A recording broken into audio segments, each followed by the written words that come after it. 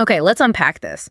Today we are diving deep into a piece of gear that, well, it just perfectly encapsulates the chaotic, brilliant, and often kind of bulky world of 1970s effects pedals, the Electro Harmonix Black Finger optical compressor. Oh, yeah. It's a real landmark. I mean, Yeah. when you look at the history of dynamics control in stompbox form, the black finger is sort of the ancestor that just refused to be small. Right. It was really the first serious attempt to drag, expensive, complicated studio compression circuits out of the rack and somehow put them right on the stage floor. Absolutely. So our mission today really is to discover how this specific piece of gear, one of the earliest EHX compressors, and pretty ambitious too, how it pioneered bringing that high-end optical studio design to the live arena, and also why that legacy, decades later, resulted in this famously beloved yet truly mammoth tube-based reissue. Yeah, and for you, the listener, this is about getting some knowledge quickly about a really key piece of audio history. Compression is everywhere now, right? Totally ubiquitous.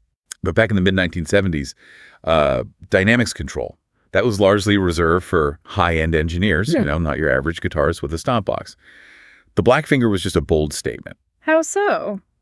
Well, EHX was basically telling the world that they prioritized fidelity over footprint. That was the message. Fidelity over footprint. I like that.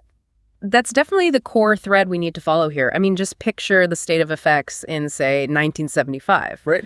You had fuzz, sure, you had wah, maybe a phaser, but if you wanted that really slick, controlled sound you heard on expensive records, you needed a console, you needed a studio. And that's exactly what EHX seemed to want to disrupt. They looked at what was happening in recording studios and were asking, okay, how can we give this kind of power to the average player? So speaking of time frames, let's try and nail down the origins. The black finger seems to have hit the market around 1976. Yep, 76 sounds about right. Which puts it very early in the game for EHX sustainers, even predating the much smaller and you could argue more mainstream Soul Preacher compressor in their own catalog. And the motivation, it seems, reading between the lines of the sources, was less about making things tiny and more about getting the sound right. The EHX way, maybe? Kind of, yeah. They were trying to give guitarists that studio-style compression, but definitely infused with the signature EHX quirkiness. And that often meant bigger boxes, unique circuits, the drill. But they weren't operating in a vacuum, right? In the mid-70s, EHX was definitely going head-to-head with some heavy hitters. Oh, absolutely. You're talking companies like MXR, who'd already put out their Dynacomp around 74, I think. Yeah, 74. And Ross, of course, who also had some really popular compressors out there. So what made the black finger different then? Well, crucially, those competitors were mostly using VCA technology, voltage-controlled amplifiers. Okay. And what's fascinating here is that by choosing a completely different path, this high-fidelity path with a black finger's optical design, EHX basically carved out instant credibility. So they weren't just following the VCA trend? No, not at all. They were offering a fundamentally different flavor of compression right from the get-go. Okay, here's where it gets really interesting then. Because that difference, it wasn't just skin deep, it was entirely based on the technical heart of the unit. Exactly. The black finger was specifically an optical compressor. That is absolutely the defining feature. An optical circuit, at its most basic level, it uses a light source. Could be a tiny bulb, maybe an LED shining onto a light-dependent resistor, a photocell. Right. So when the incoming signal gets stronger, the light flashes brighter, and that tells the photocell, okay, reduce the gain. And this mechanism, it sounds almost crude, like something out of a science fair project, but it's the reason we talk about legendary units like the Teletronics LA2A, right? Precisely. The LA2A used a similar optical principle. It was a really high-end studio trick that EHX somehow managed to, cram into a floor unit. Okay, but cram leads us to the inevitable bulk issue, doesn't it? That famous large wedge steel case. Yes, exactly. See, you can make a VCA circuit incredibly small and fast. Yeah. Often it's just a tiny chip. Right. But an optical circuit, it physically needs space. Space for the light source, space for the photocell, and critically, space for the housing needed to make sure ambient stage light doesn't mess with the compression. So the size was actually a necessary compromise for the specific tone they were after. Pretty much, yeah. Even back in 76, they were willing to sacrifice that precious pedal board real estate just to get that specific optical decay characteristic. But wasn't that light-based system inherently slower? I mean, did players ever complain about losing that initial pick attack because the light just took a moment to react? Well, that's the thing, that slowness is actually kind of the magic. Okay. VCA compressors tend to be almost instantaneous. They give you that quick, punchy smack right on the attack, which often leads to that familiar, very squashed sound you associate with, say, the Dynacomp. Right, that classic country squash. Exactly. But the optical design, because of the natural lag and the decay characteristics of the light bulb or LED cooling down, it creates a distinctly warm musical response. It's smoother. So if VCA compression is like a punchy, immediate smack, that the Blackfinger's optical sound is more, I don't know, a gentle bloom, like a creamy swell. That's a great way to put it. Yeah, a swell or a bloom. It allows the initial transient, the pick attack, to pass through slightly, and then the compression sort of slowly grabs hold and holds it there. Okay, I see. And the sources, they really emphasize that players loved it because at lower settings, it just smoothed out dynamics beautifully. Great for clean rhythm playing or arpeggios. And then when you cranked the compression control, which I think was sometimes labeled sustain on the actual pedal. Yeah, sometimes sustain, sometimes compression. When you crank that up, that's when it delivered the effect everyone seemed to want in the 70s for lead guitar. That long singing sustain. The holy grail. Right, but explicitly described in the sources as being without fuzz. That was key.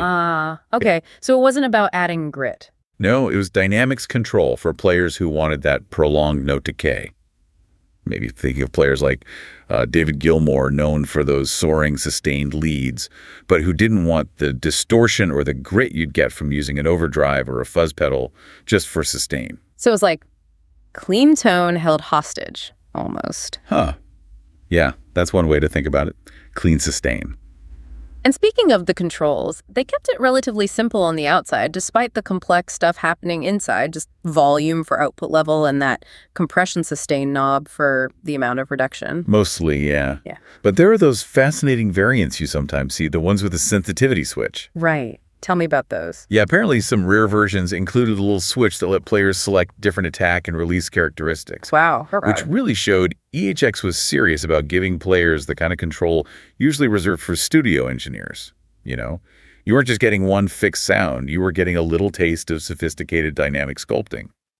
The goal was clearly aiming for professional sound quality. It really sounds like they kind of solved the 70s sustained compression problem in their own unique, albeit large way. But how did this massive thing survive into the 90s? I mean, wasn't everything else trying desperately to shrink down by then? That is a phenomenal question because the legacy of the Blackfinger is really where that core theme we talked about, tone over convenience, it just crystallizes. Okay. The original 70s optical units, they eventually became pretty scarce, valued rare finds for collectors and tone hounds.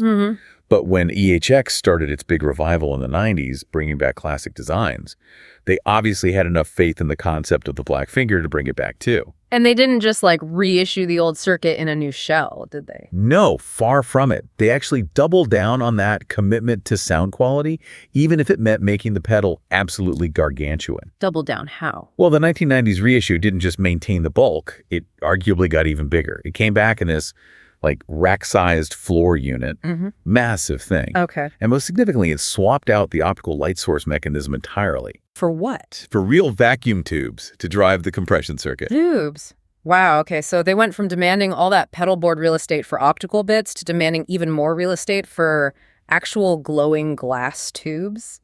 Pretty much. Why the switch to tubes? Was that just a reaction to the times, or? It was definitely a response to the market then, I think. You know, the 90s saw the real rise of the boutique gear world. True bypass and all that. Exactly. True bypass and tube warmth were suddenly the ultimate benchmarks of fidelity for a lot of players. Yeah. So by incorporating actual tubes, EHX tapped right into that desire for harmonic saturation and that genuine warmth that, well, only tube gain stages can really provide. So wait, if the original Blackfinger was maybe aiming for that LA2A optical smoothness, the tube reissue was aiming for something different, like pure, maybe even slightly overdriven tube tone saturation before the compression even hit.